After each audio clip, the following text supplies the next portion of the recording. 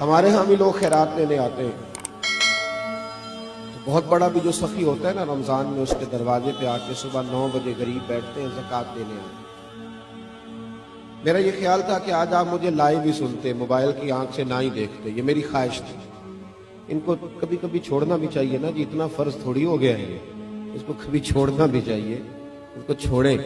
اور ویسے بھی میں نے کہا تھا کل بھی ایک جگہ پہ کہ ہے دل کے لیے موت مشینوں کی حکومت، احساس مربت کو کچلتے ہیں آلات، تھوڑی دیر ہم سے یاری لگائے نا آپ لوگ اور مسکرائیں، تھوڑا سا خوش ہو کے بات سنیں، اللہ آپ کو اجر عطا فرمائے۔ اس کو سنبھال کے رکھا کرے، گم بھی ہو جاتا ہے کئی دفعہ، اللہ تعالیٰ آپ کو جزا عطا فرمائے۔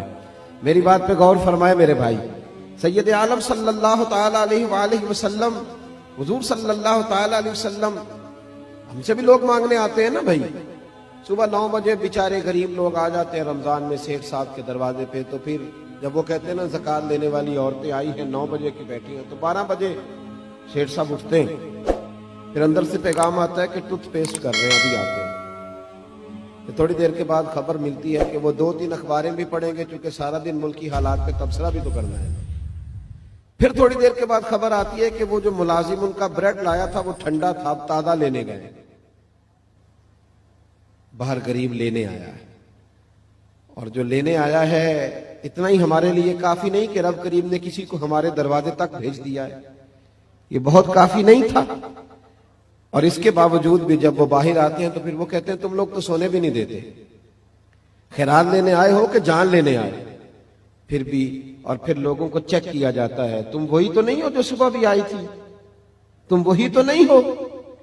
امام شافعی سے کسی نے کہا تھا، امام شافعی سے، کہ حضور میرا بھی دینے کو دل کرتا ہے پر مستحق بندہ نہیں ملتا، تلاش کرتا ہوں کوئی ایسا ملے تو دوں۔ آپ مسکرائے، تو اس نے کہا حضور مسکرائے کیوں ہیں؟ تو آپ فرمانے لگے تو بتا، جو اللہ نے تجھے دیا ہے تو اس کا مستحق تھا؟ مجھے تو بھی مستحق نہیں لگتا۔ 50,000 پکڑ کر کسی بہت بڑے عالم کو جا کر لوگ کہہ دیتے ہیں بہت دفعہ، عالم یہ پیسے میں نے لگانے ہیں، مجھے بتائیے کہ مسجد میں ادارے میں کون سا کام ہونے والا ہے۔ یعنی اس عالم کو، شیخ کو بھی اتنا دیانتدار نہیں سمجھا جاتا کہ وہ 50,000 کہیں کھا نہ جائے۔ جب یہ رویے قوموں کے ہوتے ہیں تو پھر کیسے تربیت ہوتی ہے؟ میرے مصطفیٰ کریم کا بھی انداز دیکھیں، یہ بخاری ہے، یہ مسلم ہے۔ حضرت انس بن مالک فرماتے ہیں کہ حضور علیہ السلام نے نا سرخ دھاری دار چادر لی اور حضور نے کندھے پہ رکھی۔ سرخ دھاری دار چادر نجران سے آیا کرتی تھی تو ذرا سخت ہوتی تھی، کچھ کپڑے سخت ہوتے ہیں نا۔ فرماتے حضور گزر رہے تھے تو ایک آدمی آیا بھکاری، اس نے حضور کی چادر کو پکڑا پیچھے سے، اسے طریقہ نہیں آتا نا ابھی مانگنے کا، چادر کو پکڑ کے نا یوں کھینچا حضور کی توجہ کرانے کے لیے، جیسے کوئی بچہ کسی وقت پیچھے سے پکڑ کے دامن کھینچتا ہے، کھینچا۔ حضرت انس بن مالک فرماتے ہیں کہ اس زور سے اس نے کھینچا کہ حضور کی گردن پر میں نے نشان پڑا ہوا دیکھا، نازک وجود اطہر، نشان پڑ گیا۔ تو حضور نے جب پلٹ کر اس کی طرف دیکھا تو وہ کہنے لگا اے محمد صلی اللہ علیہ وسلم، میں کچھ مانگنے آیا ہوں، مجھے کچھ دیجئے۔ میرا تو دروازہ بھکاری زور سے بجا دیتا تو میں اسے ڈانٹ دیتا، یہ کوئی طریقہ ہے؟ خیرات لینے آئے ہو، قرضہ لینے آئے ہو؟ لیکن جب اس نے کہا نا حضور کچھ دیجئے، تو حدیث کے لفظ یہ ہیں فَالْتَفَتَ إِلَيْهِ فَضَحِكَ۔ حضرت انس کہتے ہیں قربان جاؤں، محبوب نے جب اس کی طرف دیکھا تو حضور نے مسکرانا شروع کر دیا۔ یہ بڑا مشکل کام ہے کہ کوئی گلے میں چادر ڈال کے کھینچے اور انسان مسکرائے، لیکن بریلی کے امام فرماتے ہیں جس کے گچھے سے لچھیں جڑے نور کے، ان ستاروں کی نزہت پہ لاکھوں سلام، ان کے خطبے کی ہیبت پہ بے حد درود، اور ان کی باتوں کی لذت پہ لاکھوں سلام، اور جس کی تسکین سے روتے ہوئے ہنس پڑے، جس کی تسکین سے روتے ہوئے، کہتے ہیں حضور ہلکا سا تسکین کرتے تھے، پورا مسکراتے بھی نہیں تھے، تو رونے والا ہنسنا شروع کر دیتا تھا۔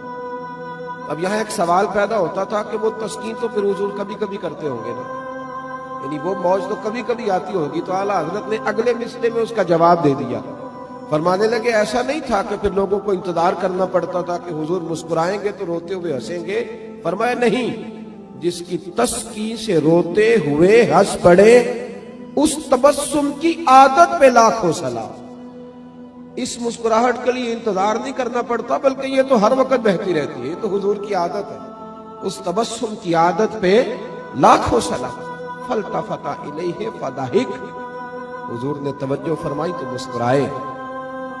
اس نے گلے میں چادر ڈال کے کھینچا ہے.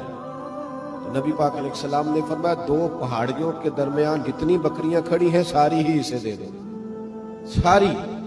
اب وہ شخص حضور کی تعریف کرنے لگا. اب اس نے حضور سے ادب سیکھا. ہم لوگ جب تھوڑا سا کسی کو سکھانے کا موڈ بنائے، ہمارے ہاں سکھانے کا موڈ نہیں ہے، ہمارے ہاں تو آدمی کو بے ادب قرار دے دیا جاتا. ہم کسی شخص کی تربیت نہیں کرتے، بلکہ اس کو کہتے ہیں تجھے پتہ نہیں ہے چلنا کیسے تھا، آنا کیسے تھا، بیٹھنا کیسے تھا. بھئی آپ پہلے سکھا لیں، تعلیم دے لیں، اس کو پہلے آپ باخبر کریں. اس کے بعد اگر کبھی جھڑکنا ہو اپنے شاگرد کو، بیٹے کو، سلسلہ طریقت میں آنے والے کو آپ تنبیہ کر سکتے ہیں، لیکن لوگوں کو اس رویے کے ساتھ. بڑی خوبصورت حدیث لکھی ہے قاضی اجاز رحمۃ اللہ تعالی علیہ نے شفا شریف میں، بڑی خوبصورت. فرماتے ہیں کہ ایک بدو نا حضور کی بارگاہ میں کچھ لینے آ گیا، خیرات لینے آ گیا. رات کا وقت تھا تو حضور صلی اللہ علیہ وسلم نے کچھ عطا کیا. جب حضور نے کچھ دیا نا تو اس نے بڑی سخت بات کی، بڑی سخت بات کی. حضور نے کچھ دیا تو کہنے لگا کہ یا رسول اللہ صلی اللہ علیہ وسلم میں نے تو بڑی تعریف سنی تھی. معاذ اللہ ثم معاذ اللہ نقل کفر نہ باشد. کہنے لگا میں نے تو بڑی تعریف سنی تھی، آپ نے تو کچھ بھی نہیں دیا. حالانکہ حضور تو جس کو ایک قطرہ عطا کرے اس کی تو نسلوں کی بھوک بھی ختم ہو جاتی ہے. لیکن دیہاتی تھا نا، ان پڑھ ہے، ابھی بدو ہے، آداب نہیں جانتا. میں نے تو بڑی تعریف سنی تھی، تو یہ آپ کیا دے رہے ہیں، یہ آپ نے کیا کیا. حضرت عمر فاروق رضی اللہ تعالیٰ عنہ موجود تھے تو جناب عمر نے تلوار پر ہاتھ رکھا، اس بے ادب کو قتل کریں گے. حضور نے فرمایا عمر ٹھہر جا، جلدی نہ کر.